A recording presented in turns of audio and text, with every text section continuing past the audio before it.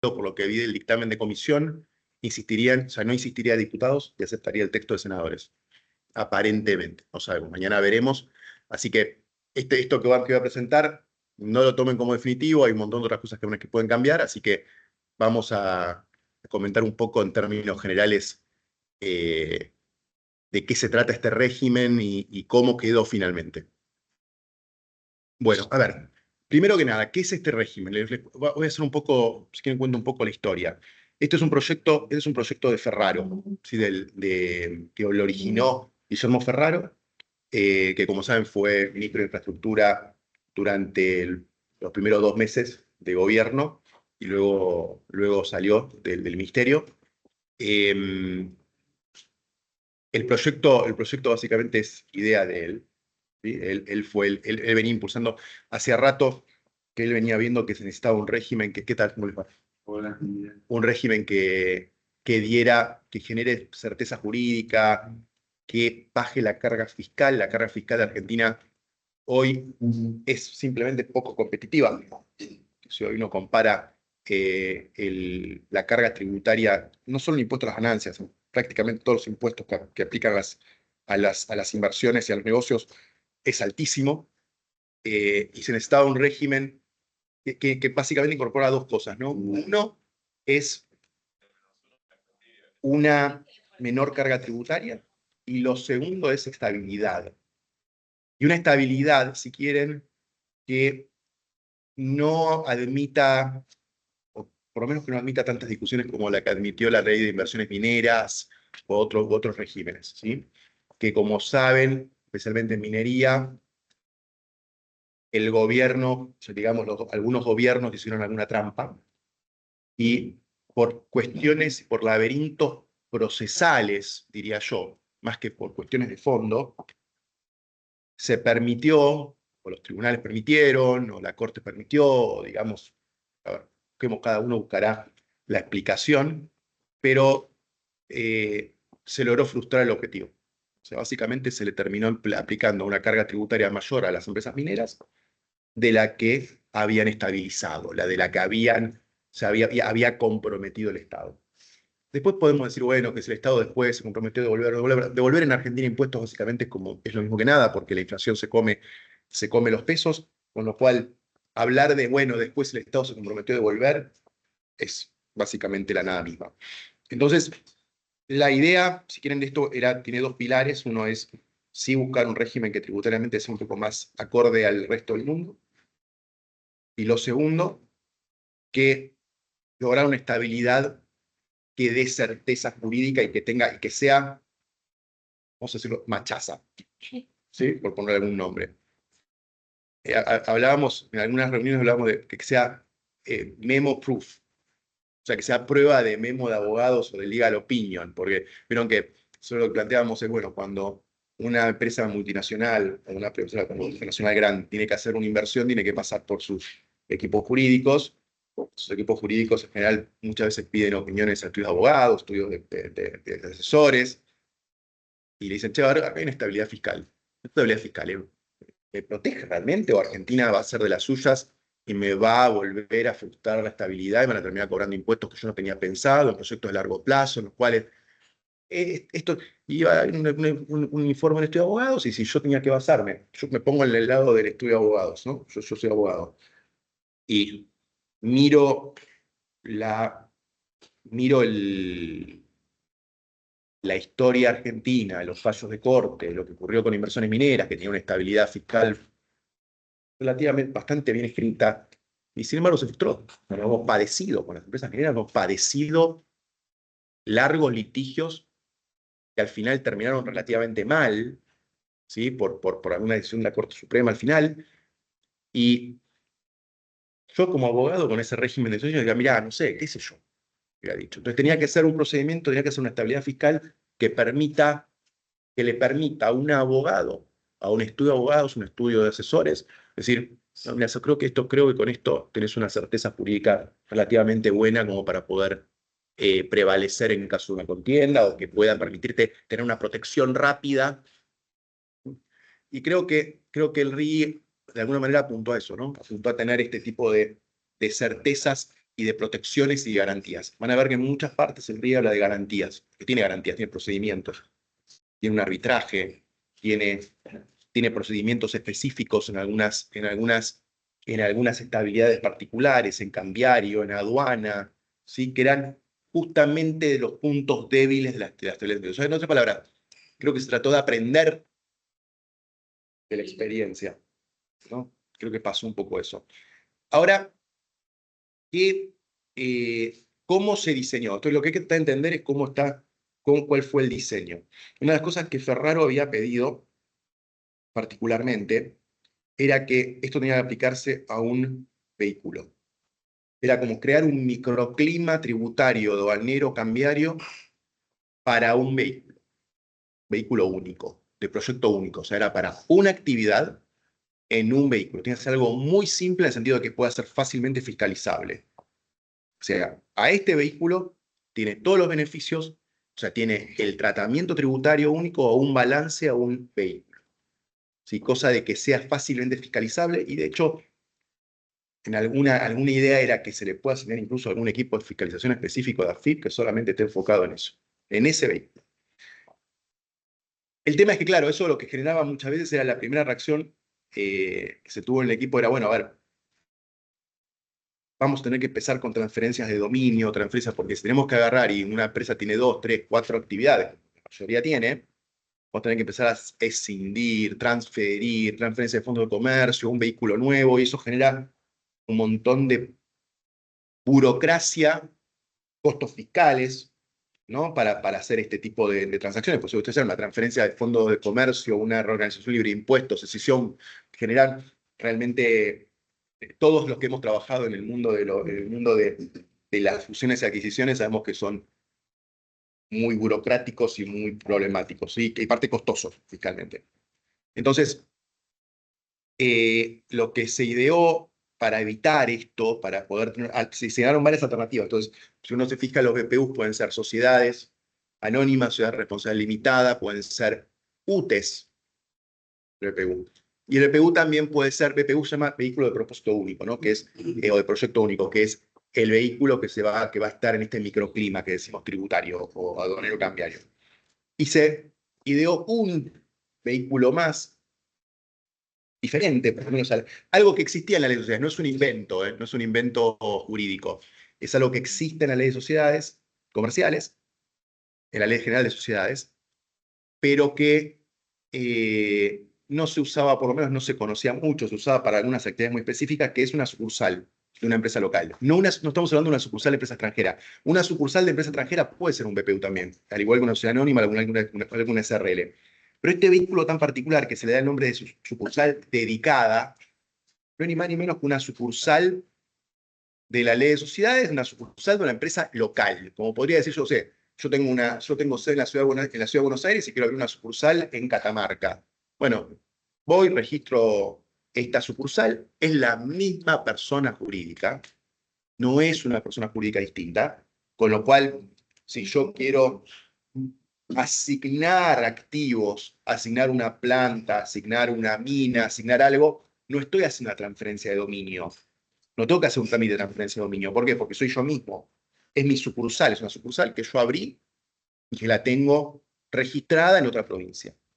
Lo único que voy a hacer, lo único que me requiere esta ley para poder asignar los beneficios es separar el balance, o sea, hacer un balance separado para la sucursal, que no es un invento, algo distinto a lo que hemos aplicado, que se puede aplicar para Tierra del Fuego, para zonas francas, para regímenes de promoción industrial. Lo único que acá se le dio, si quiere, un ropaje jurídico específico de la sucursal, ¿sí? Desde el punto de vista societario. Entonces, es una sucursal que va a tener un balance separado, y sí, lo que es novedoso, que es distinto del mundo tributario normal, es que esta sucursal de un sujeto local tiene quit propio. O sea, va a tener quit propio. Y va a ser un contribuyente per se separado en impuesto a las ganancias y en IVA. ¿Sí? Muchas gracias. Eso sí es algo diferente. ¿Sí? ¿Por qué? Porque no. Y lo mismo con las UTES que adhieren al RIGI. La UTE que adhiere al RIGI, a diferencia de la UTE normal, va a tener personería tributaria el impuesto a las ganancias, que ustedes saben que las UTEs normalmente no son contribución de impuesto a ganancias, asignan renta, asignan su renta a los miembros, pero no tributan ellos.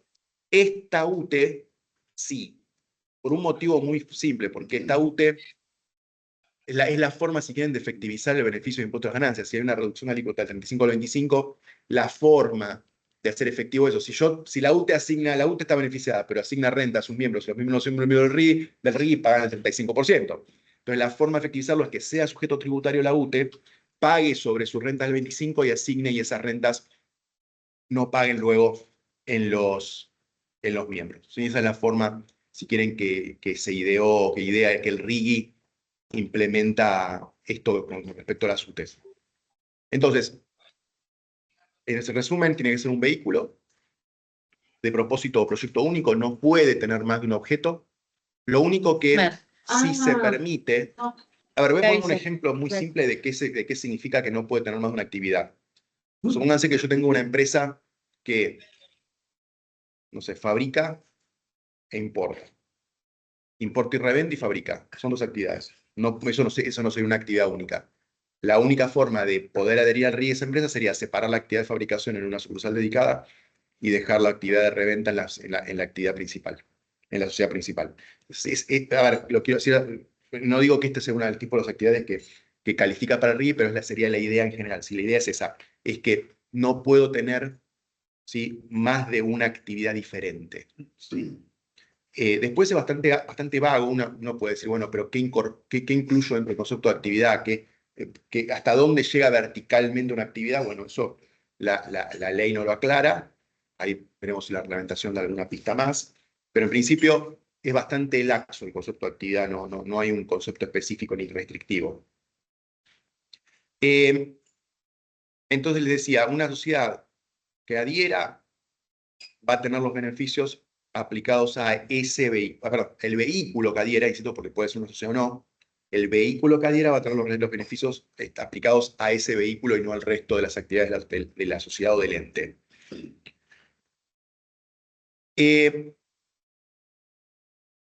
Si quieren, a nivel de objetivos, o sea, ¿qué es lo que buscó este proyecto? Y es adelantar, a ver, porque como gobierno, como ideal, como las ideas libertarias, en principio no deberían buscar privilegios, ¿sí? No debería estar persiguiendo un privilegio. O sea, muchos dijeron, bueno, ¿qué pasa? ¿Por qué el RIGI para algunos sí, otros no? ¿Cuál es el motivo? Ustedes leen un poco si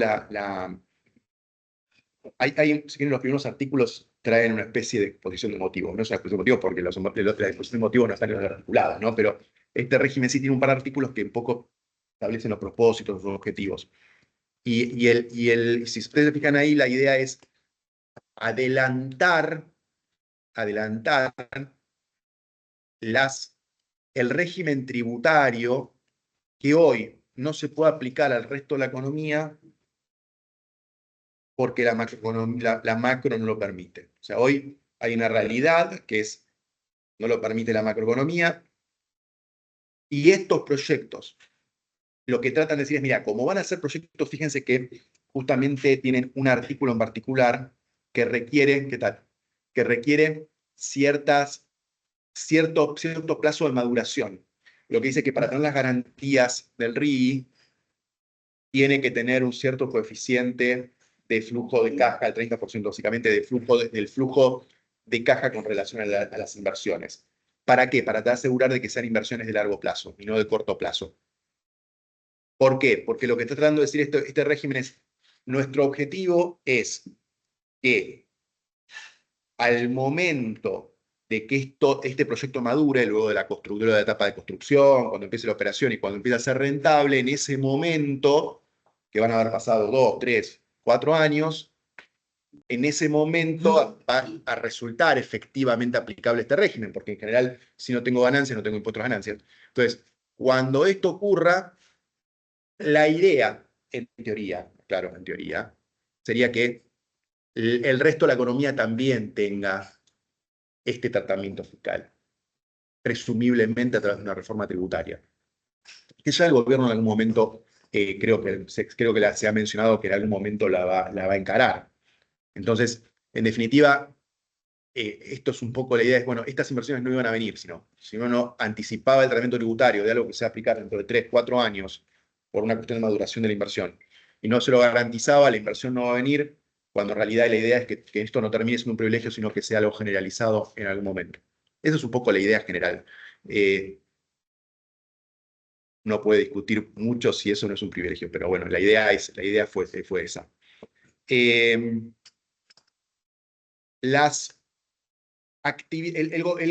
Este proyecto fue y vino varias veces, ¿no? Como ustedes saben, fue a diputados ya por allá por diciembre, enero, se retiró, tenía un texto, luego volvió a ir a diputados recientemente, se aprobó en general, se aprobó en particular, fue a Senado, vino con reformas, y ahí pasaron varias cosas. En el proyecto original habían sectores, que básicamente son los que ven en la pantalla.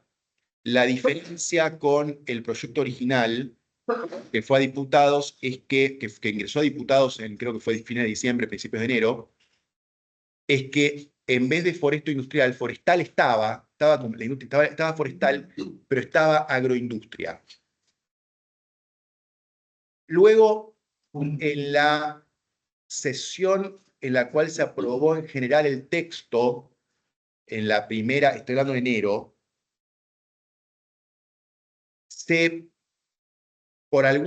creo que por un error legislativo, un error en el Congreso, el RIT está en un anexo a la ley de bases, y el anexo, a su vez tenía un subanexo, que no era un subanexo, sino que estaba como un anexo separado, la ley de bases, donde estaba la lista de industrias y de sectores promovidos, de sectores que iban a tener este beneficio. Yo creo que por un error se excluyó de la votación en general ese anexo. Entonces, ¿qué pasó? Quedó el RIGI con un artículo que refería a un anexo que no existía en la ley. Luego se retiró la ley.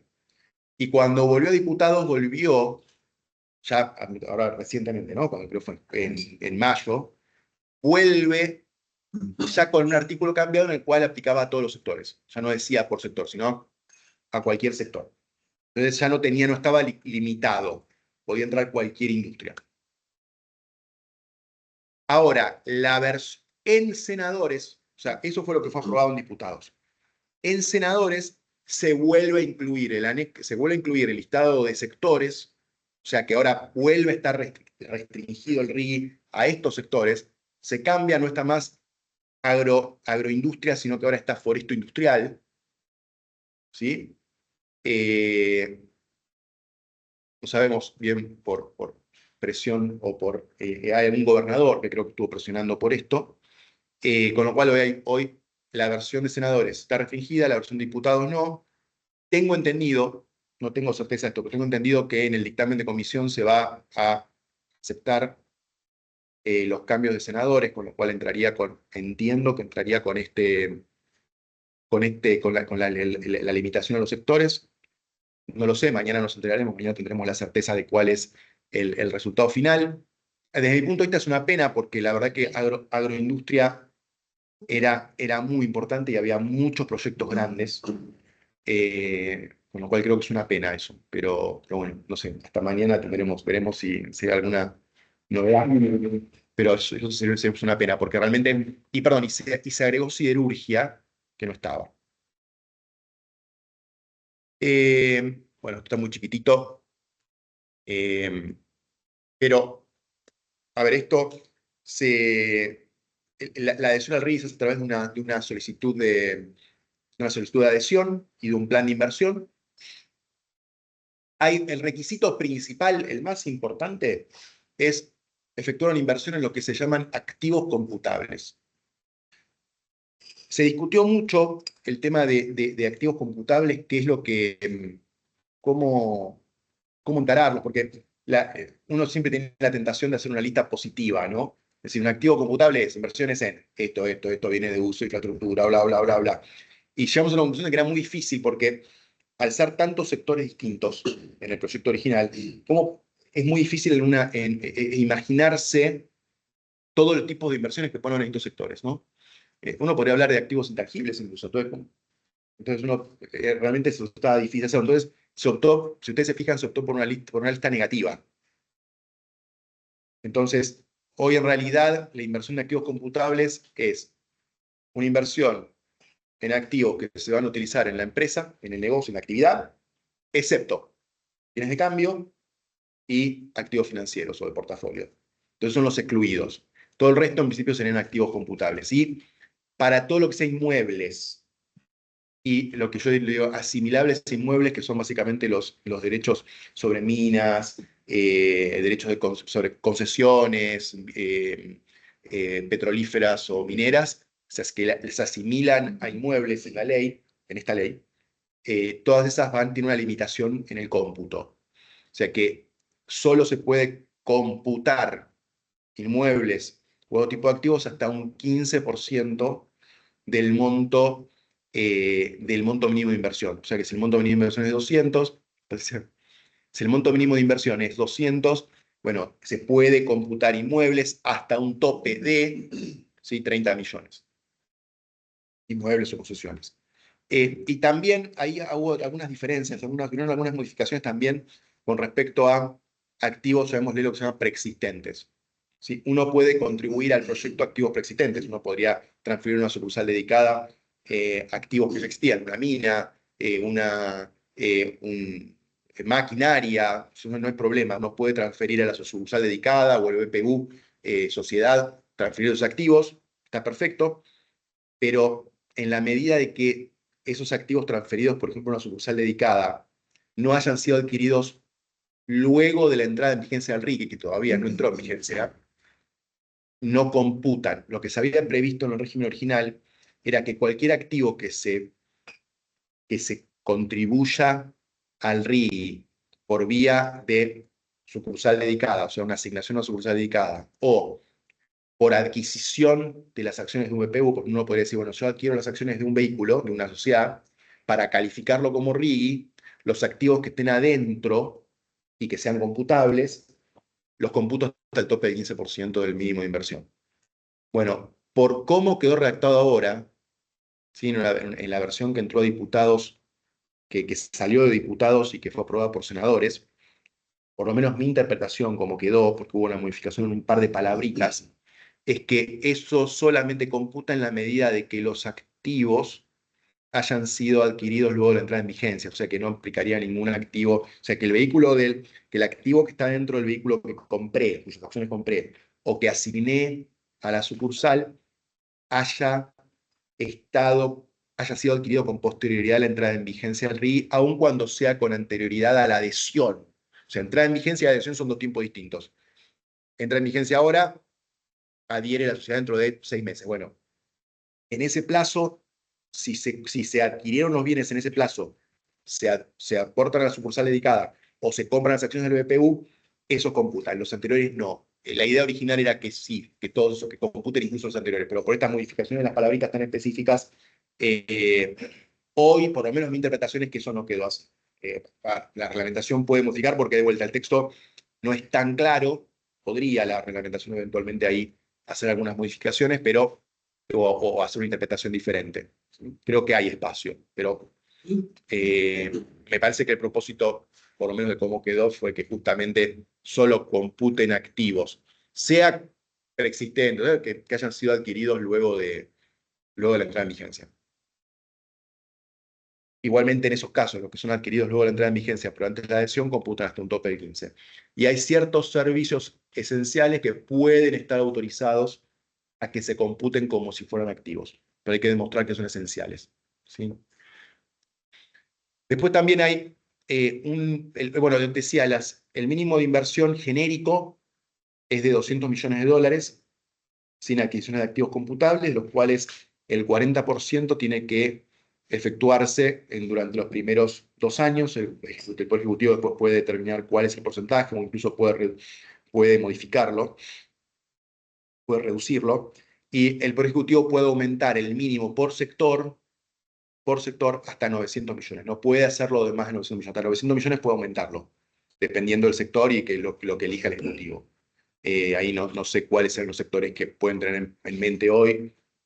Me imagino que puede ser para petróleo y gas, me imagino, pero bueno, no tengo certeza. Eh, a ver, está este tema de que tiene que ser una inversión de largo plazo. A ver, voy a ver si puedo aumentar esto, así yo también lo veo, porque denme un segundo. A ver. Acá ven que hay un coeficiente. Fíjense acá no sé si ven mi puntero. El valor, que el valor actual neto, ¿sí? De las inversiones, ¿sí? Del flujo, de caja, del flujo de caja de la inversión, del proyecto, tiene que ser menor al 30%, ¿sí? Del valor actual de las inversiones.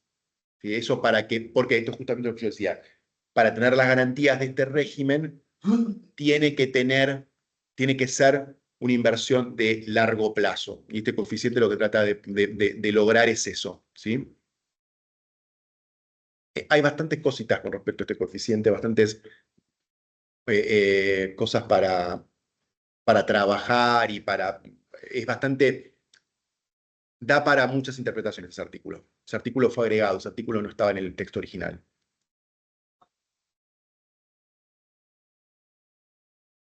Bueno, el proyecto hay que prepararlo. Tiene hay un montón de información que hay que preparar, ¿sí? Hay que preparar, por ejemplo, hay que presentar informes técnicos de factibilidad económico-financiera, hay que explicar cuáles van a ser la fuente de financiamiento, hay que explicar cuál va a ser el balance, ¿sí? El balance de divisas que genera el proyecto. Eh, Hay que, bueno, obviamente explicar cuáles van a ser las inversiones por sector, por rubro, eh, cuánto se va, y el cronograma de inversiones para ver si califica dentro de los plazos. Acuérdense que de vuelta, ¿cuáles son los dos requisitos básicos y esenciales del régimen? Es, digamos, gastar plata en activos computables y hacerlo dentro, o sea, de hecho, gastar esos 200 millones de dólares o lo que establezca para el sector del Poder Ejecutivo, que puede ser un poco más, como dije, y que esa inversión en los primeros 2 años alcance el mínimo ese del 40%. Esos son los dos requisitos esenciales que tiene el régimen, ¿sí? Después, obviamente, no hacer actividades, no llevar a cabo más de una actividad, no usar los beneficios en actividades que no correspondan. O sea, básicamente es hacer una actividad y gastar plata en estos activos.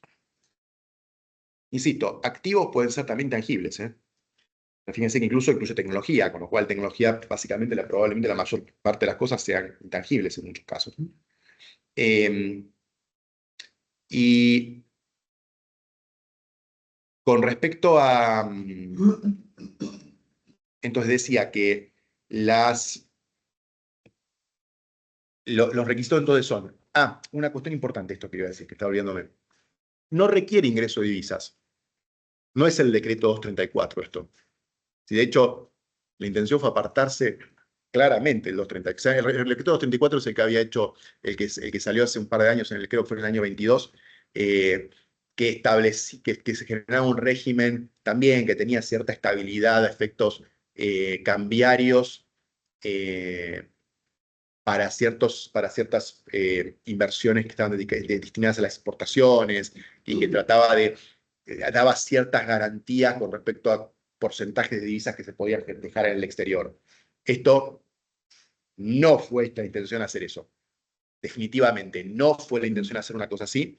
Y de hecho, en un principio se pensó, y pues dijo, no, esto no es lo que tenemos, lo que se tiene en mira, ¿no? Para un régimen como estos. ¿Por qué? Porque el régimen del decreto 234, si quieren, tenía una visión un poco sesgada del mundo, ¿no? Porque es una visión muy argentina de el tema de las divisas son del Banco Central, y hay que generar lo que entra, sale, si entras divisas te dejo dejar afuera las exportaciones, que para el resto del planeta no existe probablemente, ¿no? O sea, la obligación de ingresar divisas de exportaciones no pasa en países normales, entonces eh, hacer un régimen en el cual yo en el cual se genera una obligación de ingresar divisas para permitir salir o generar, decir, no, yo te dejo las exportaciones no ingresarlas en la medida de que hayas ingresado, que era un poco lo que decía el 234, no es lo que creo que está buscando el RI pensando en un régimen normal para atraer inversiones de 200.000, 1.500, 10.000 millones de dólares, ¿no? Parece muy difícil poder decirle a un inversor que va a traer 10.000, 20.000, 30.000 millones de dólares, pero te dejo quedarte las divisas de las exportaciones y me trae. No era esa la intención. Hay sí un artículo en el cual, si quieren, garantiza un cierto flujo de divisas que dice, bueno, si ingresan las divisas podés salir con las utilidades, te garantizo, pero no requiere, o sea, esto es importante. Cuando uno va a la parte cambiaria, el régimen, de vuelta, no exige ingreso de divisas para tener las garantías. Las inversiones se pueden hacer con los pesos locales. No hay ningún artículo que diga que el requisito es ingresar divisas. La inversión se puede hacer con los pesos locales, se puede hacer con aporte de capital, con préstamo, con fondos, con la caja propia de la compañía. No hay un requisito de con qué. Simplemente hay que gastar la plata en activos computables, hay que invertir en activos computables, punto. De hecho, el beneficio de no ingresar divisas a partir de, bueno, acá depende, depende de qué versión va a prevalecer, si es diputados, es a partir del tercer año desde que comienza la operación, si es la de senadores a partir del cuarto año, luego transcurridos 4 años, deja de existir obligación de ingresar divisas, ¿sí? Pasa a ser, en realidad hay un cronograma, ese es 20, 40 y 100, pero a partir del cuarto año o del quinto, depende cuál de las dos versiones prevalezca, la obligación de ingresar divisas por exportaciones es 0 y con 30 años de estabilidad, ¿sí? Y esto no está supeditado a ingresar, divisas ni nada. O sea, a partir del cuarto o el quinto año de operación, la obligación es 0. Hay un cronograma, insisto, 20, 40 y 100, y eso no es de vuelta, no está supeditado a nada. ¿Por qué? Porque el propósito de este proyecto es ir hacia un país normal que no tenga controles de cambios, ¿no? Si después tiene una sección en la cual dice que de vuelta es una garantía, no es un requisito. Lo que dice es, aplica el régimen cambiario del momento. Lo que garantiza este régimen es que los aportes de capital que entraron por mercado de cambios pueden salir libremente por mercado de cambios, más las utilidades. Y si es un préstamo, más los intereses. Eso lo garantiza el régimen. Creo que eso es, de vuelta, es una garantía, no es una obligación. No dice tenés que ingresar, tenés que ingresar. Lo que dice, mira, en la medida que lo has hecho esto, yo te garantizo que puede salir. Esa es la parte cambiaria, si quieren. Y ya que estamos en la parte cambiaria, lo comento rápidamente. La estabilidad, esto para que entiendan, cuando dije legal opinion proof o memo proof, ¿sí? Un poco la idea es que hay procedimientos incluidos en el RIGI que dan ciertas garantías. ¿Qué pasa? Yo les pongo un ejemplo. Para las empresas de ustedes, viene una persona de tesorería y les dice, no, vos tenés, el Banco Central nos puso la obligación de ingresar divisas. No, pero yo tengo estabilidad cambiaria, yo no, la norma dice específicamente que las empresas que estén adheridas al RIGI también tendrán que ingresar divisas por exportaciones. No, pero yo tengo la estabilidad,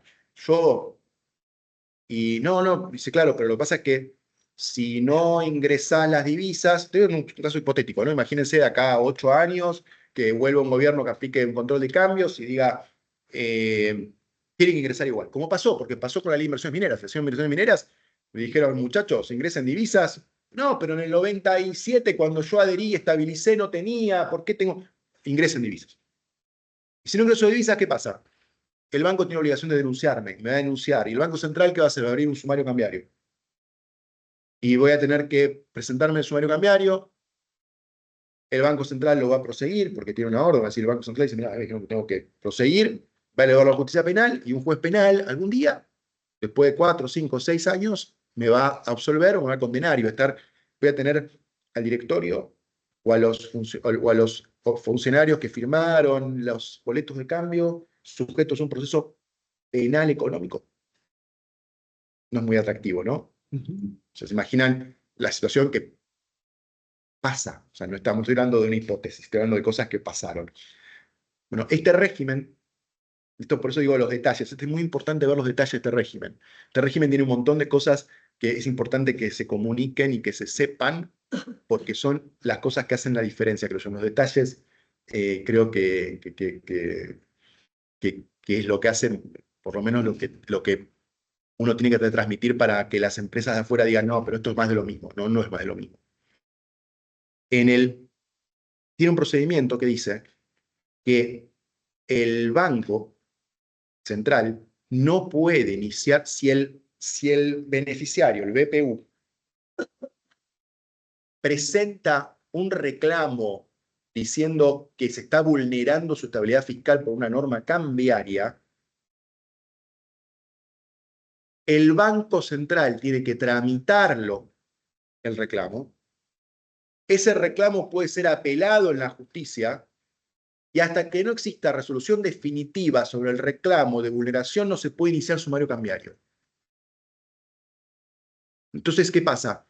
No tenemos a los directores de rehenes, ¿sí? Sabiendo que tienen un proceso penal y que entonces, ¿sabes qué? Prefiero ingresar la divisa. Bueno, no, esa es la idea. La idea es que existan este tipo de cosas. Otro ejemplo. En materia de derecho de exportación, este régimen prevé que a partir del año número 4 haya exención de derecho de exportación a las exportaciones, ¿no?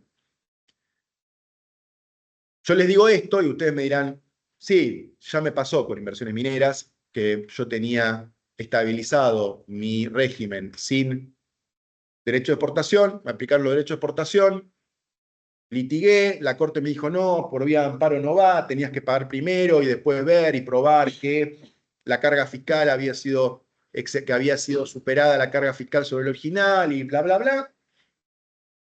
Y terminaron las empresas mineras pagando, la mayoría, ¿sí? Y después, bueno, se establecieron los procedimientos, pero en principio terminaron todos con una mala experiencia, un mal trago. ¿Y por qué pasaba eso? Porque cuando la empresa minera quería exportar, la aduana le decía, si no pagas los derechos, no te dejo ni siquiera poner enter cuando quieras hacer la declaración. O sea, pagas los derechos o ni siquiera puedes despachar, no puedes presentar el permiso de embarque. O sea, paga los derechos. Entonces decía, no, pero entonces tengo un amparo. En el amparo, a ver si logro una cautelar para que la aduana me deje presentar el permiso de embarque sin pagar, me autoriza a liquidar. Bueno, ¿qué dice este régimen? Por eso digo, detalles, los detalles. El régimen dice que la aduana tiene que garantizar un sistema de liquidación manual de derechos de exportación, sin requisito de autorización previa a la aduana. O sea que por ley la aduana me tiene que permitir liquidar manualmente y si yo quiero ponerle 0, le pongo 0. Y no me puede impedir eso la aduana. Entonces, de vuelta, detalles que si quieren son aprendizaje de muchas cosas que fueron ocurriendo en el pasado. Ustedes dirán, ¿cuántas cosas, cuántas diabluras más se le puede ocurrir al Estado? Imposible de imaginárselas, pero creo que en este régimen lo que se trató de hacer es tratar de imaginarse todas las cosas que pueden ocurrir en base a la experiencia, y si hay cosas nuevas, bueno, qué sé yo, Argentina es Argentina. Pero, sí.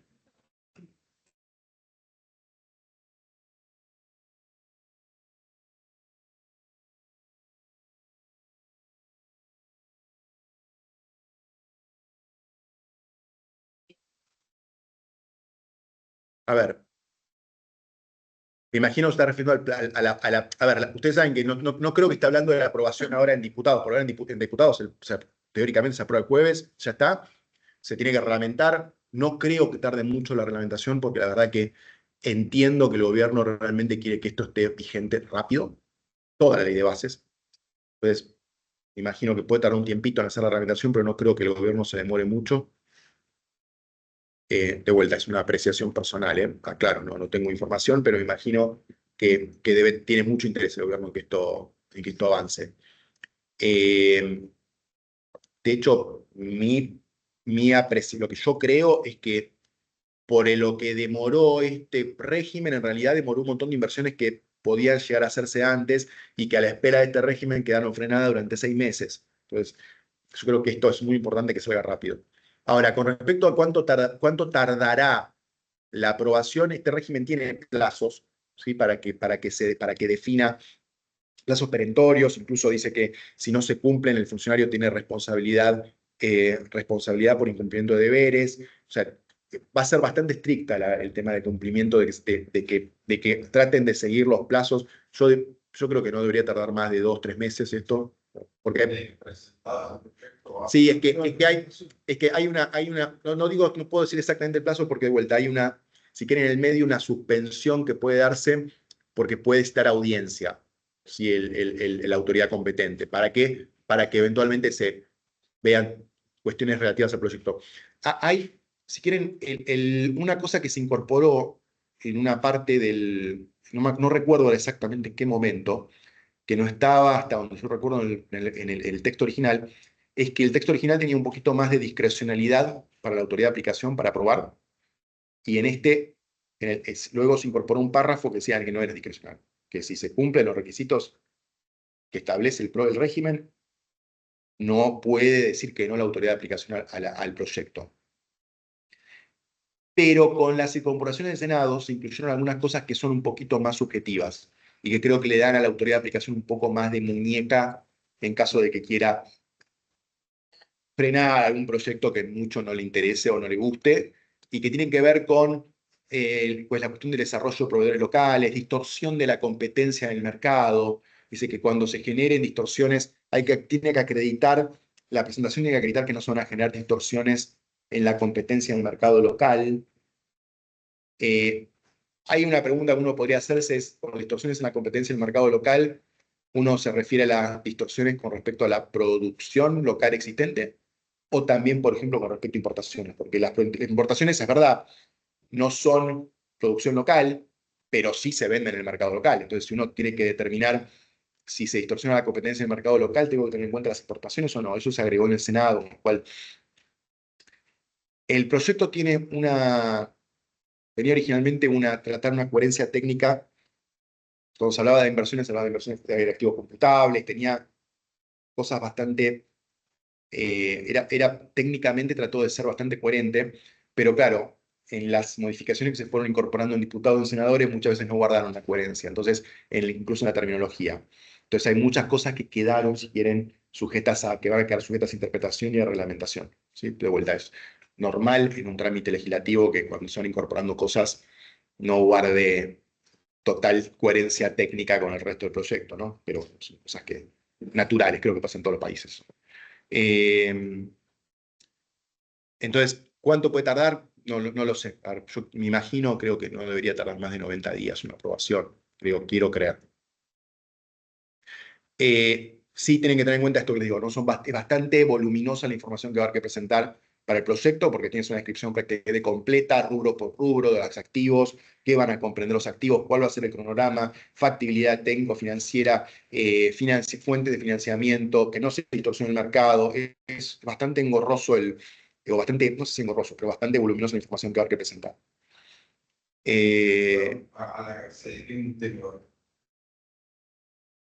No está determinado. Yo entiendo que va a ser economía.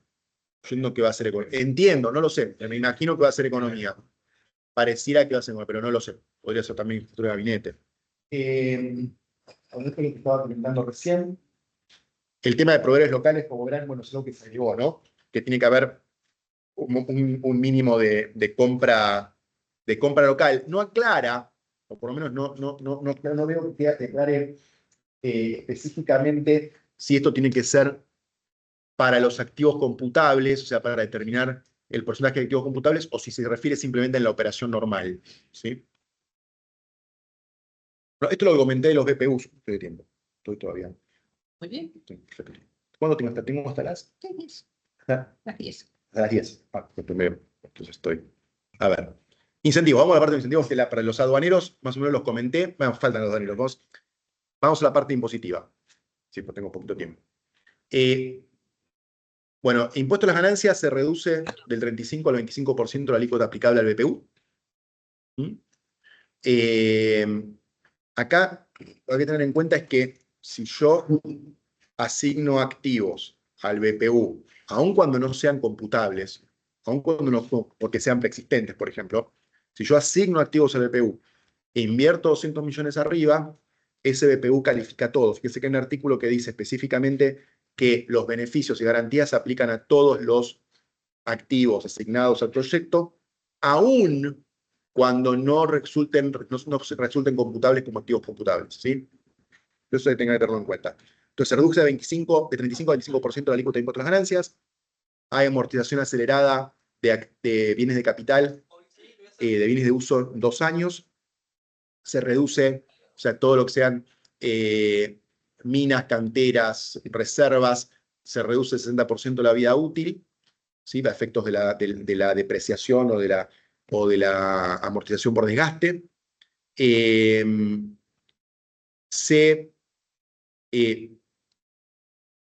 Tenemos la actualización, se ajusta por inflación o se actualizan por índices los quebrantos.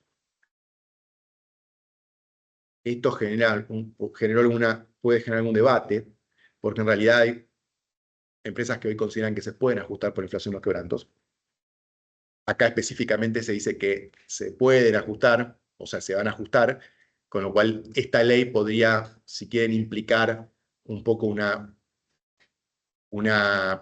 posición del Congreso con respecto a las que no. Pero bueno, no sé, es una interpretación, tampoco significa que efectivamente sea así, pero podría esta ley implicar, de vuelta, el Congreso tampoco tiene facultades para aclarar, ¿no? Con lo cual, que acá diga específicamente que los quebrantos se ajustan por índices, no significa que en el régimen anterior no lo sean, pero bueno. Es sí, sí, sí, sí, sí. Sí, sí, dicen, no, sí, dicen.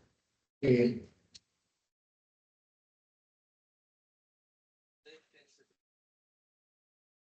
por supuesto, por supuesto. No, y lo más interesante, creo yo, es que a partir del año número 5, los quebrantos se pueden transferir.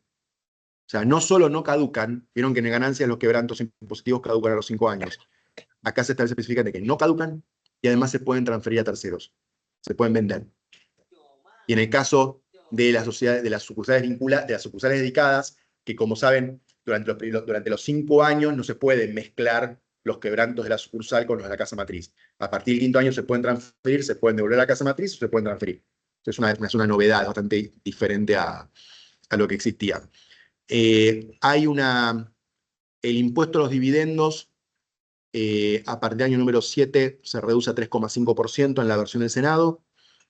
En la versión de diputados, a partir del año número, hasta donde recuerdo, a partir del año número, a partir del tercer año, si se retienen durante 3 años, eximen. Yo creo que la que va a prevalecer es la del Senado, con lo cual, en realidad, a partir del año número 7, los dividendos van a estar sujetos a la retención del 3,5 y no del 7. ¿Sí? A ver, yo voy a leer acá. ¿Qué más tenemos? Entonces, después tenemos. Se simplifican en todo lo que sea reorganización libre de impuestos, se simplifican mucho los requisitos, ¿sí? Eso para poder facilitar la formación de BPUs, ¿sí? La idea es, bueno, tratar de simplificar un poco los procedimientos de reorganización, cosa de que no sea tan burocrático y tan restrictivo, ¿sí? Eso es algo importante. IVA creo que es el régimen más novedoso.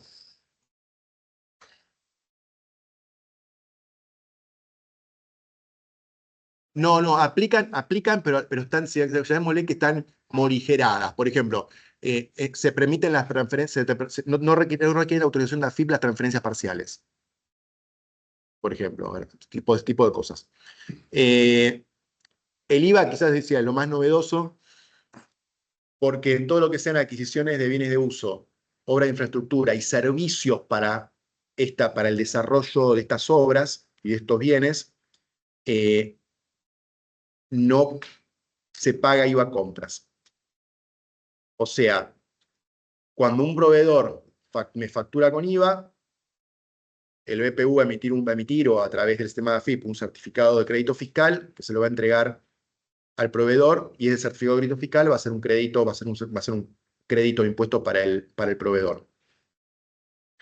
Con lo cual el BPU no va a acumular, no tiene que considerar el IVA al momento de hacer sus project finance, ¿no? Al momento de financiar su proyecto no tiene que considerar el IVA porque sabe que no va a tener que pagar ni en los bienes de uso ni en las obras de infraestructura para ello.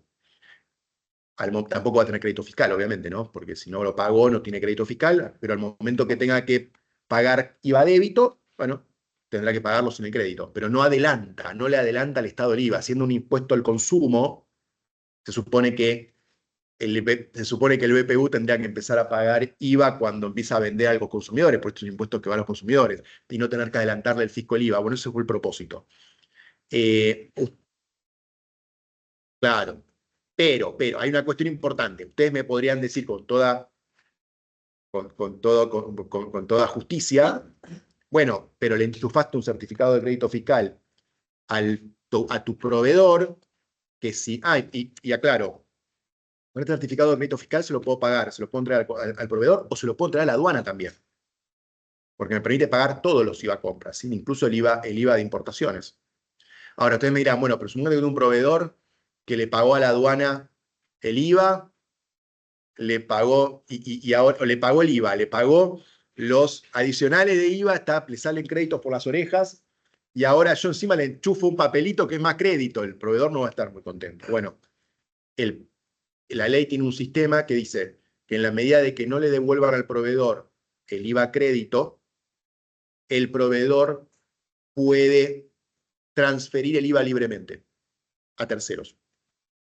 Y esto es lo más importante. Ustedes me dirán, bueno, sí, claro, sí, no es certificado, en realidad es el saldo, ¿no? Pero el saldo formado por el certificado. Ustedes miran, bueno, sí, pero me van a descontar, van a decir si van a hacer un due diligence, si es bueno, si no es bueno. La ley dice que la FIP no puede impugnar ese saldo formado por ese certificado en manos ni del proveedor ni nadie en la cadena. Solo puede impugnar ese certificado en manos del BPU. O sea, si encuentra la FIP que hay algo mal en la cadena, tiene que agarrar el certificado o el saldo que pasó en el certificado, ir al BPU y reclamárselo al BPU. No puede reclamar. Entonces no va a haber un descuento, no va a haber un due diligence. Le debes evitar que exista un due diligence cada vez que un proveedor quiere transferir un saldo y que me lo descuenten porque ya no, porque esto puede ser malo. O sea que eh, es bastante interesante eso como régimen. Me parece que tratando de buscar una solución que no implique que la FIP tenga que devolver plata, porque nadie cree demasiado en el tema de tener que devolver. Y aparte no solo el problema de devolver plata, el problema de que en el Project Finance, si yo tengo que estar pendiente a que me lo devuelvan, el IVA lo tengo que considerar igual. Entonces un poco esa es la idea de este artículo. Después, débitos y créditos, se permite el 100% como pago a cuenta de ganancias, el BPU, venta del BPU, ¿no? En aduana hay exención de derecho de importación para bienes de uso, para todo lo que sea bienes de capital, eh, partes, componentes, y depende cómo se lea la versión del Senado, yo no sé si no puede también, también se puede considerar algún tipo de insumo, por cómo quedó redactado. Vamos a ver cómo queda la versión final, pero hay que prestar atención a ese artículo. Derecho de exportación ya lo comenté, ¿no? Que a partir del año número 4 hay una exención. Eh, sí.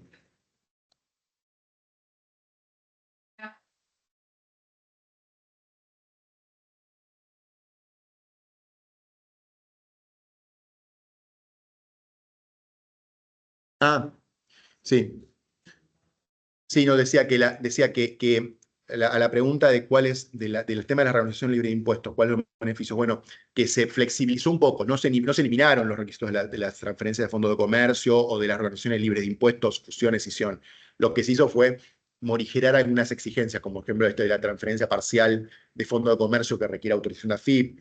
Se morigeró un poco, ¿sí? Creo que lo más interesante y que no requiere ningún trámite de reorganización es la sucursal dedicada. La sucursal dedicada no es una organización. La sucursal dedicada es simplemente separo mi balance, registro la sucursal en algún registro de comercio de una provincia y se acabó. Y le asigno yo, separo mi balance, abro 2 balances, le asigno los activos y no tengo que hacer más nada. No tengo que ir a la FIP, no tengo que hacer presentaciones. No es una organización libre de impuestos, ¿sí? Eso es importante.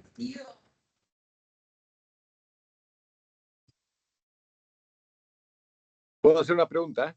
Bueno, a ver, si no, estación permanente. A ver, estación permanente, ¿qué es una branch? es una branch de una empresa extranjera. Normalmente, cuando hablamos de extensión permanente o una sucursal, es una branch de una empresa extranjera. La sucursal dedicada no, es una sucursal de una sociedad local, de una SA, de una SRL. Es la misma persona jurídica, nada más que aplica un sistema parecido, si quieren, nada más que es efectos de institucionalizar los balances separados. Sí, que existían ya, porque yo como dije, para una sociedad que actúa en zona franca, o que actúa en Tierra del Fuego, o que actúa en promoción industrial, tenía ya la idea de balance separado. Acá lo que estamos haciendo es institucionalizarlo con una figura que existe en el derecho societario. Una sucursal de una extranjera puede ser una sucursal acá, una subsucursal en A la ver. provincia. Se contempló en la ley. De hecho, hubo una modificación en una parte del proyecto para que esto sea posible. Si querés, hay una. No lo dice expresamente, dice que sí puede ser una sucursal, cuando ya existe una sucursal.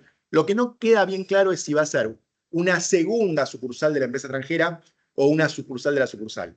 Porque una sucursal es medio raro, porque tendría que ser el representante legal, dar poder para hacer una. Pero lo que definitivamente puede hacer una empresa extranjera es desdoblar y tener dos sucursales a efectos del RIGI, sea que esta sea una sucursal de la otra, porque está contemplado y se modificó el artículo para contemplar ese caso, porque se habían dado cuenta de que se estaba tratando distinto a la sociedad anónima que a las sucursales, porque a la sociedad anónima se le permitía abrir una sucursal dedicada y a la sucursal de empresa extranjera, que se la trata tributariamente igual, no. Con lo cual, la respuesta es, está específicamente contemplado, se cambió la norma para contemplar ese caso. El único tema que no queda claro es si va a ser una subsucursal o una segunda sucursal. Pero a ver, eso la reglamentación lo establecerá y igualmente, insisto, se contempló específicamente, porque ese fue un tema particular. Ahora, cuando termines, si una ley puede derogar a otra, ¿cómo se trata la estabilidad? Ahora voy a eso, para eso. Ahora, ya creo que con esto termino. Bueno, el régimen cambiario ya lo expliqué, ¿no? El tema de ingreso de divisas. Bueno, el régimen de divisas lo expliqué, o sea que básicamente deja de tener obligación de liquidar divisas a partir del año número 4 o 5, dependiendo cuál sea de las dos versiones que prevalezcan, con un régimen, si quieren, de 20, 40, 100% a partir del cuarto o quinto año.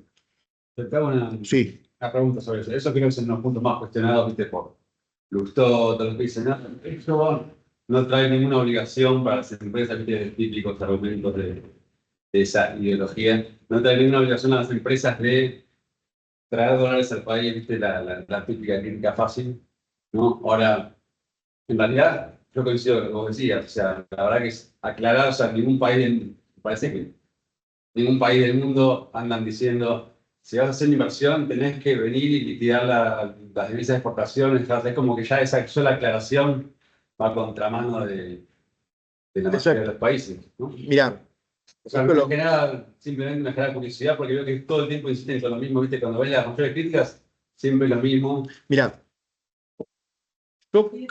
Sí, no se escuchó, bueno, lo que bueno, lo que están preguntando es que es esta cuestión de que hay de algunos sectores políticos, se Lustó, etcétera, dicen, bueno, pero este régimen genera un montón de beneficios y no trae ninguna obligación. Porque es muy extractivo, como es un Claro, claro. No genera obligación. Claro, o sea, extractivo de recursos naturales. Los recursos naturales, a ver, en todos los países, en todos los países normales tienen, primero, pagan impuestos a las ganancias, pagan regalías mineras, con lo cual, a ver, un porcentaje enorme de los beneficios de la empresa minera quedan en el país, con lo cual es.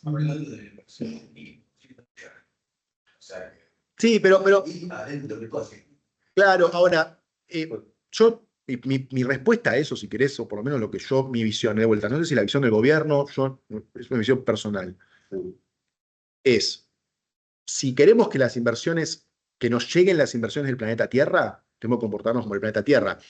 Si queremos que nos lleguen las inversiones de Marte, bueno, hagamos negocios como se hace en Marte.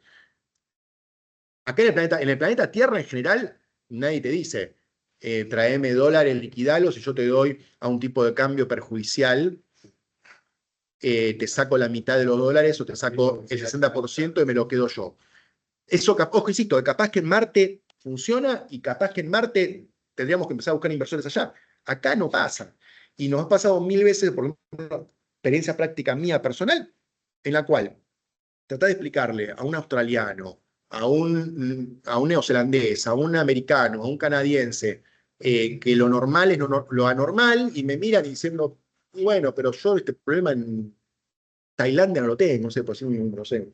Entonces, a ver, Lo mismo Chile, sin ir tan lejos. bueno, Chile creo que es un caso, a ver, lo que ocurrió hace unos años es que por algunas cuestiones que tienen que ver con la política chilena, hubieron muchas compañías que empezaron a ver otras alternativas de inversión en algunos países de la región. Y bueno, muchas no se produjeron o no tuvieron éxito, principalmente porque cuando uno miraba el sistema tributario y cambiario, más cambiario que tributario, a ver, si yo les digo que no puedo repatriar divisas, o que, les voy a poner un ejemplo simple, el decreto 234 decía, me daba el beneficio para poder no liquidar el 20, el 40 o el 60% de las divisas de exportación. Pero cuando yo liquidaba el 80, 60 o 40% que no tenía el beneficio, tenía que hacerlo a un tipo de cambio que era un tercio del tipo de cambio real, al cual yo tenía que transferir los dividendos de mi negocio, al cual yo tenía que usar para transferir los dividendos de mi negocio porque el Banco Central no me da autorización previa. Eso en cualquier país normal se traduce en una tasa efectiva impositiva. O sea, yo te digo, te obligo a liquidarme las divisas y quedarme yo con una parte. Y yo, si no lo computo en la carga fiscal, en la carga tributaria del vehículo, estoy haciendo mal mi trabajo. O sea, está bien, no es un impuesto, pero funciona como un impuesto. Entonces, cuando uno mete ese componente en la tasa efectiva de tributación del proyecto, se va a la estratosfera. No puedes competir con absolutamente nadie en el planeta. Entonces, me parece que, de vuelta. Pero aún sin diferentes tipos de cambio. Aún tuvieras un tipo de cambio, sigue siendo un requisito que no existe en ningún lado. Exacto, a ver, exacto. Sacando el tema pero sacando el tema de la brecha. Pero lo que pasa es que no creo que podamos sacar el tema de la brecha porque en definitiva, la exigencia de liquidar divisas, en última instancia, el peligro siempre es ese. Porque siempre volvió. Y no es nuevo en Argentina, tiene más de 50 años. Las brechas 50, 60 años, las brechas no son nuevas. Uno ve la historia aduanera, el famoso artículo que muchos de ustedes habrán padecido, 954C del Código Aduanero, que venía de la ley de aduanas anterior, tiene, no sé, debe tener 50 años de historia, y justamente trató siempre de capturar el problema de las diferencias del dólar oficial con el dólar libre. Entonces, viste, yo entiendo, uno puede hablar de la obligación de liquidar divisas en abstracto, decir, bueno, no es mala en sí misma si no hay brecha. En el fondo, siempre el riesgo de la obligación de liquidar divisas hasta que existe una brecha. Ese es el riesgo real, que es, sin ir más lejos, no deja de ser un impuesto. Legal, ilegal, con ley, sin ley. Pero el Estado se queda con una parte de las divisas de alguien. Y las divisas es... Hace mucho, de 900 millones de dólares que eran 200 millones de dólares es la inversión mínima por ley. Y el Estado y el gobierno para ciertos sectores la puede elevar a 900. El Poder Ejecutivo. ¿Sí? Esa es la instrucción 900. Hay algunos proyectos estratégicos de exportaciones estratégicas a largo plazo, que si son inversiones superiores a 1.000 millones, tienen algunas ventajas adicionales, ¿sí? Básicamente tienen exención de retenciones a beneficiarios del exterior por pagos de contratos de tecnología. Sí, básicamente son los contratos de transporte internacional, ingeniería, sí, básicamente ingeniería y gestión de construcción. Esos tienen exención. Ahí hay un tema con transferencias a fiscos extranjeros que hay que prestar atención porque puede desvirtuar la exención. Y después tiene una reducción de la alícuota de retenciones al 10,5% para todos los demás, o sea, todos los demás casos que estén sujetos a retenciones. Pensaban que las alícuotas por retenciones a beneficiario exterior pueden ir desde básicamente del 3,5 al 35%, al 31,5% en la ley de impuestos a las ganancias. Bueno, esto quedaría todo reducido al 10,5, salvo que apliquen alícuotas inferiores, sea por convenio de doble imposición o porque aplica la alícuota general. Y Y en el régimen prevalecen los Termina, convenios. perdón, Prevalecen los perdón. convenios. Prevalecen los convenios o la alícuota más baja de la ley.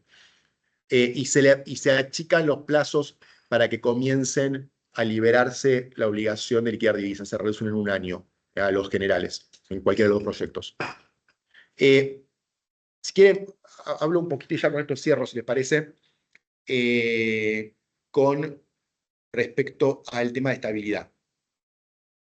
De vuelta, la estabilidad es por 30 años, ¿sí? Y lo que se establece es que el BPU no tiene obligación de pagar aquellos tributos que no existían al momento en el cual adhirió. O sea, acá se dice, no tenés que pagarlos. Se lo dice claramente, ¿para qué? Para que no puedan decirme, no, pagá y después repetir. O sea, no tiene obligación de pagarlos. De hecho, el BPU tiene que probar que se incrementó la carga fiscal o que se creó un impuesto nuevo, solamente en aquellos casos en los cuales, o sea, mejor dicho, salvo en aquellos casos en los cuales existió una norma legal creando este tributo. O sea, cuando hay una norma legal que crea un tributo, norma legal o regulatoria, que crea, incrementa una alícuota, modifica una alícuota, elimina una exención, en esos casos el Estado es el que tiene que probar que no incrementó la carga, y no el BPU, lo cual es lógico, ¿no? Porque saco una norma, creo un nuevo tributo y lo exijo al BPU que muestre, que pruebe negativamente que no se incrementó la carga, o sea, no tiene mucho sentido. Entonces eso es un poco una diferencia que ataca principalmente fallos de la Corte, no trata de, perdón, no ataca, trata de corregir problemas que generaron debates judiciales ante la Corte y que resultaron mal, que salieron mal. Lo mismo lo del tema de aduanas que les comenté con respecto a la posibilidad de no tener que, de poder liquidar manualmente los tributos y que no me obligue la aduana a tener que pagar el derecho de exportación sí o sí para poder despachar, para poder presentar el permiso de embarque. Lo mismo el tema cambiario, de que no puedan venir y obligarme mediante un tipo de, si quieren, de coerción, o el tema de si no te inicio el sumario cambiario, bueno, no puedo iniciar el sumario cambiario, por tanto no hace una resolución firme de mi reclamo de vulneración de la estabilidad. Y hay un procedimiento de arbitraje, ¿sí? Se puede recurrir a un arbitraje establecido en la propia ley, optativo obviamente para el BPU. Y por último, y esto es no menor, es el tema de los tributos provinciales. Esto sí sufrió una distorsión grande con respecto al proyecto original.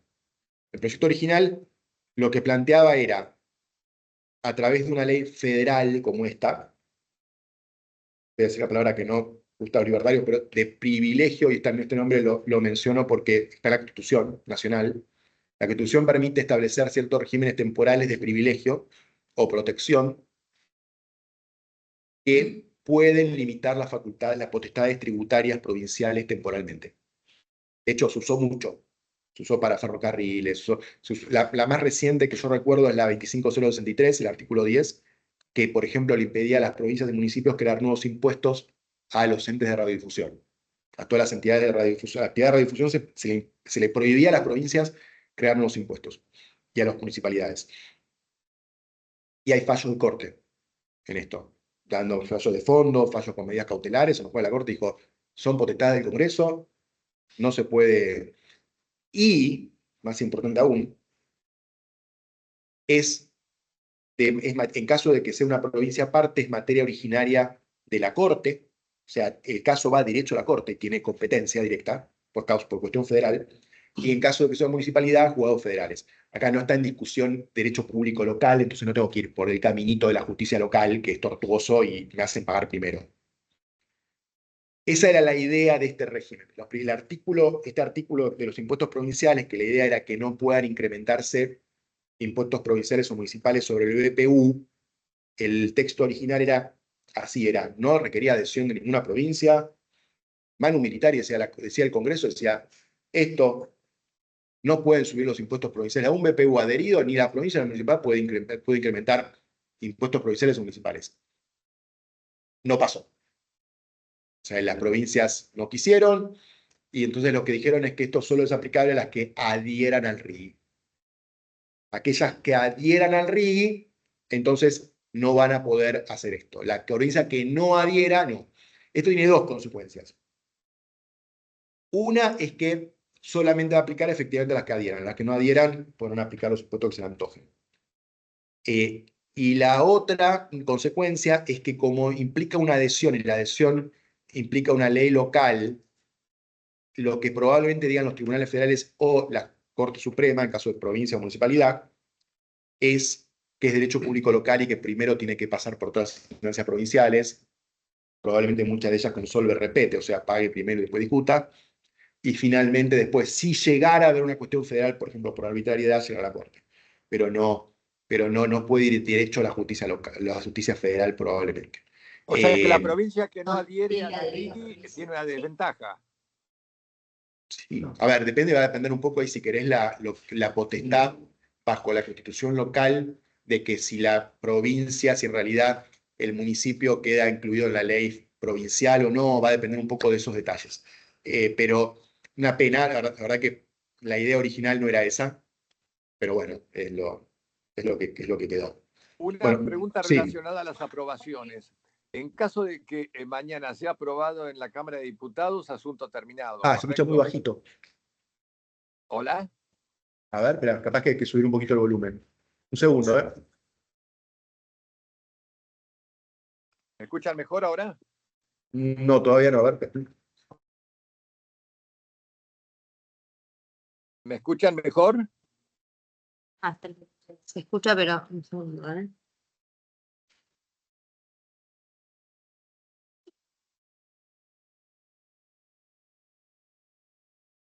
Está todo bien. ¿Ahora me escuchan? Bajísimo. A ver, ahora. Hola, hola. Ahí está, ahí se escucha mejor. Sí. Perfecto. Una pregunta muy simple y de base. Mañana se aprueba en diputados, asunto terminado. Si se produce alguna modificación, tiene que volver al Senado, ¿correcto? Y la segunda. No. Ya no vuelve al Senado. No, porque por el proceso constitucional argentino, si no termina nunca de sancionarse la ley. La ley de diputados de la Cámara de Origen pasa a la Cámara Revisora y de la Cámara Revisora vuelve a Origen, no vuelve más a senadores. Por eso es que el Senado tenía que aceptar o rechazar con modificaciones, pero la Cámara de Origen ahora puede aceptar o rechazar las modificaciones del Senado y lo que aprueba queda y es ley.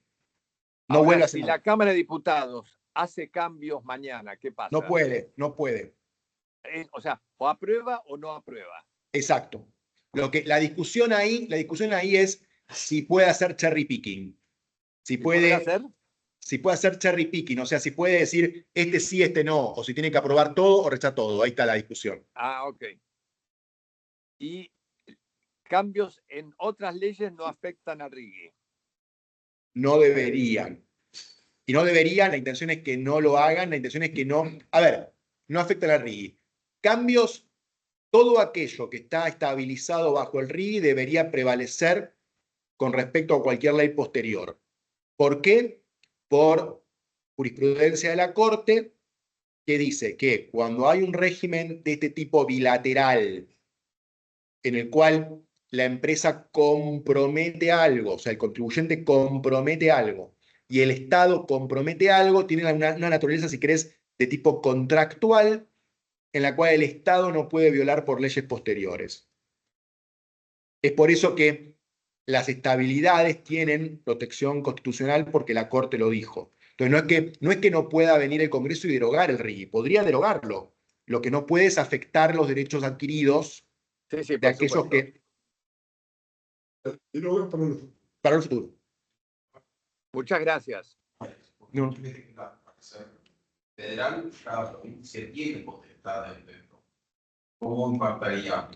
Pero yo creo que, o sea, ¿quién tiene el poder? claro, por cómo está hoy redactado, como quedó hoy, que no era la idea original, como quedó hoy es, las provincias que no adhieran pueden hacer lo que quieran. Salvo, ahí vuelve mi pregunta. Sí. Ahí vuelve mi pregunta. Supongamos que Salta adhiere y Catamarca no. Voy a hacer la inversión en Salta, no en Catamarca. Pierde la provincia. Es que ese es un poco el juego. Y lo que iba a aclarar es esto. Perdón. No pueden hacer lo que quieran las provincias. aclaro una cosa. Hay algunas cosas que no.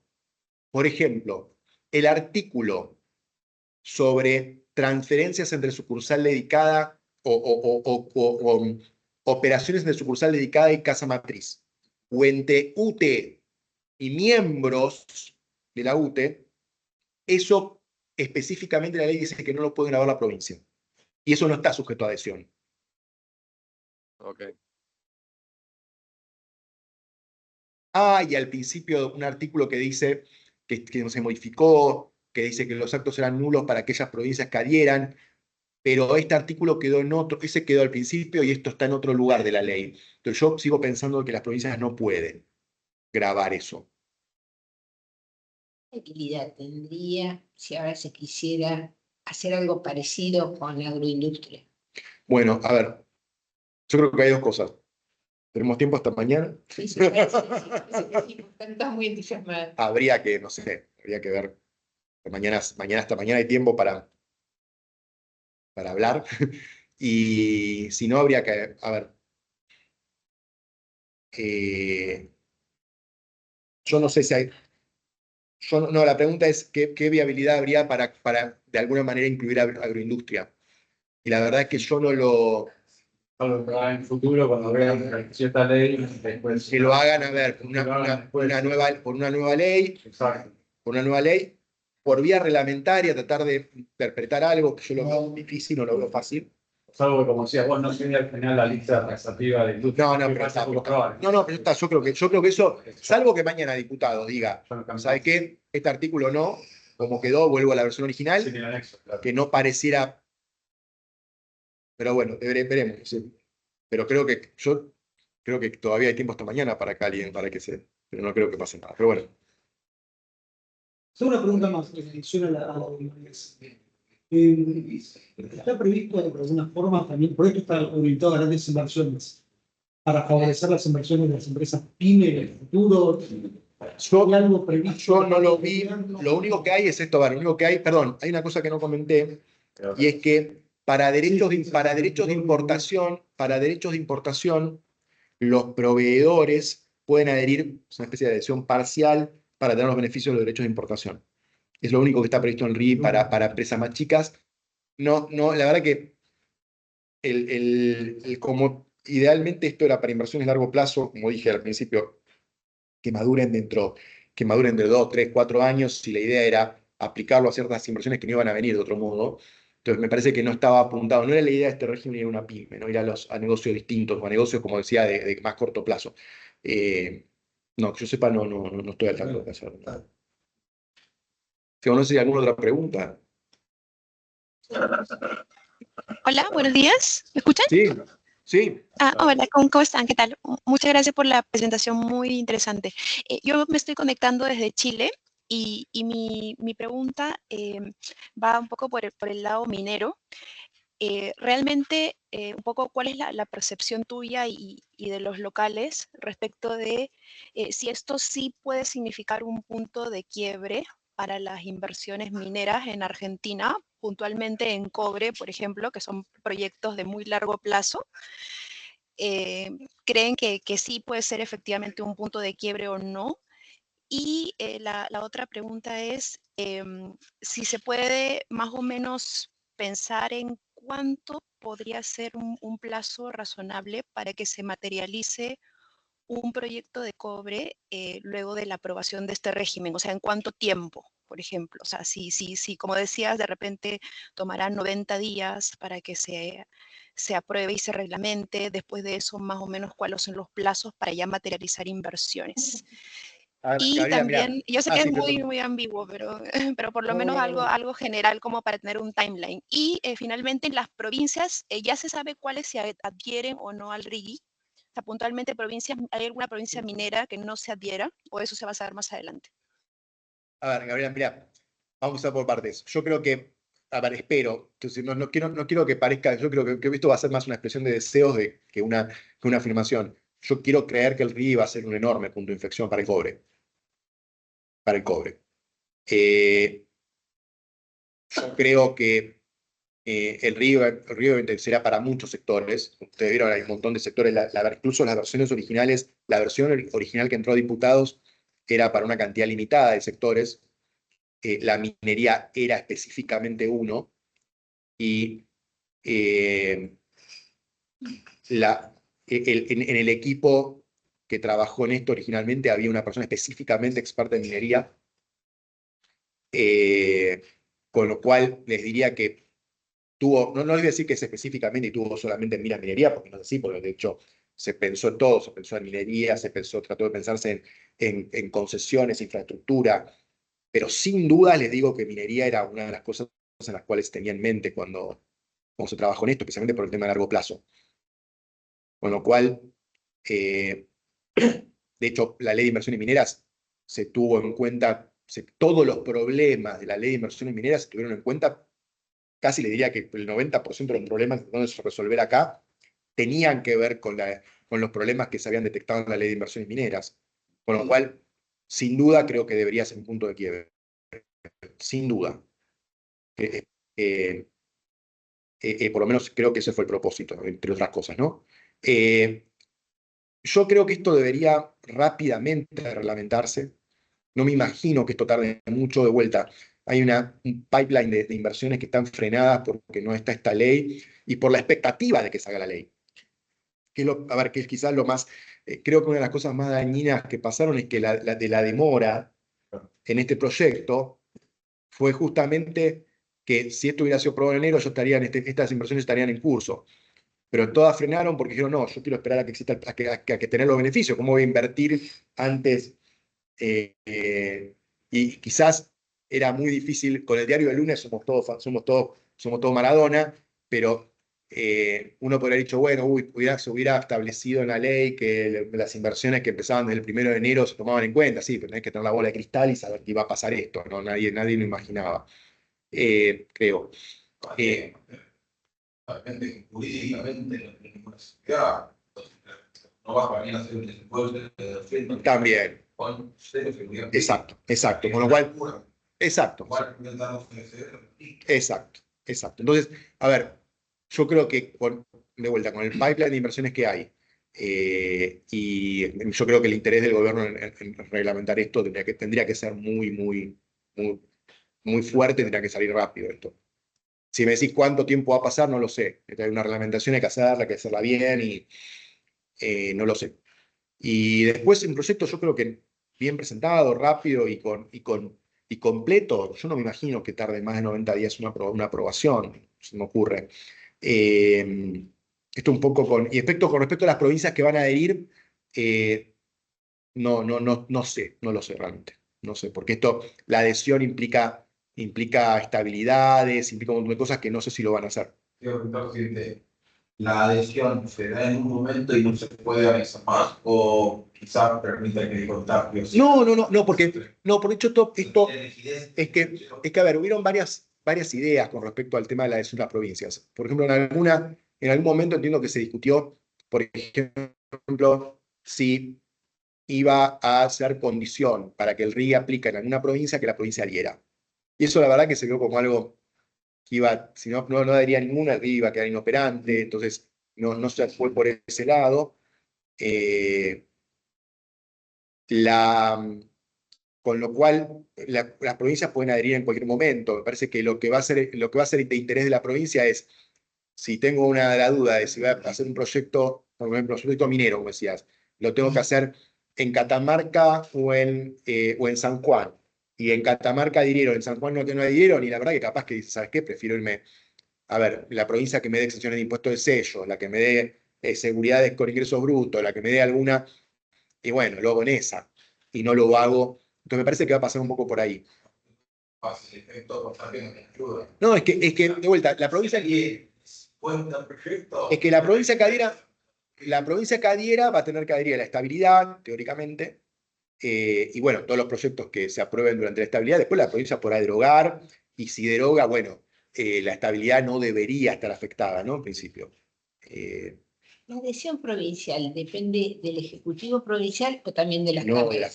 Probablemente por eso se va a tener que... Es verdad, la constitución de cada provincia, pero entiendo que como va a tener beneficios tributarios, va a requerir va a requerir aprobación de la legislatura. De la legislatura.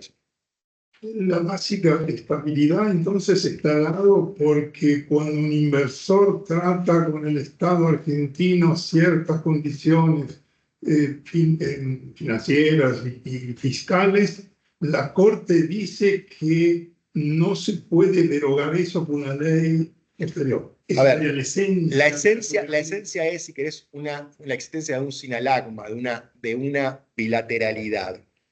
¿Sí? Esa es la Corte si convalidó la estabilidad, o sea, básicamente lo que dijo es, mira, si el Estado si se crea un régimen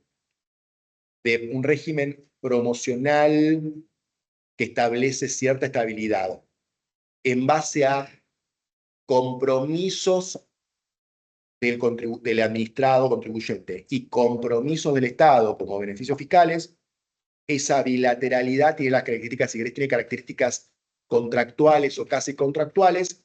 Por lo tanto, si el Estado luego cambia las leyes, deroga y trata de alterar esos compromisos, eso lo que genera es la obligación de indemnizar por el Estado.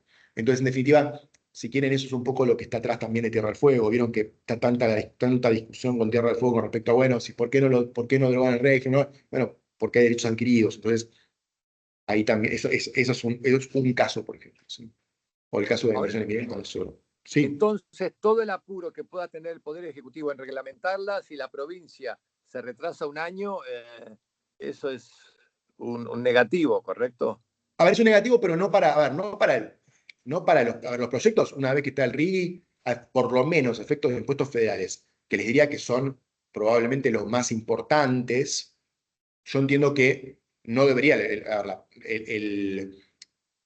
la empresa podría de todas maneras adherir al RIGI, iniciar el proyecto en la provincia de San Juan, y lo único que no va a tener son, si querés, la estabilidad o los beneficios fiscales que puede otorgar San Juan. Si después San Juan los otorga, veremos cómo los otorga, pero no está supeditado a que una provincia adhiera o no.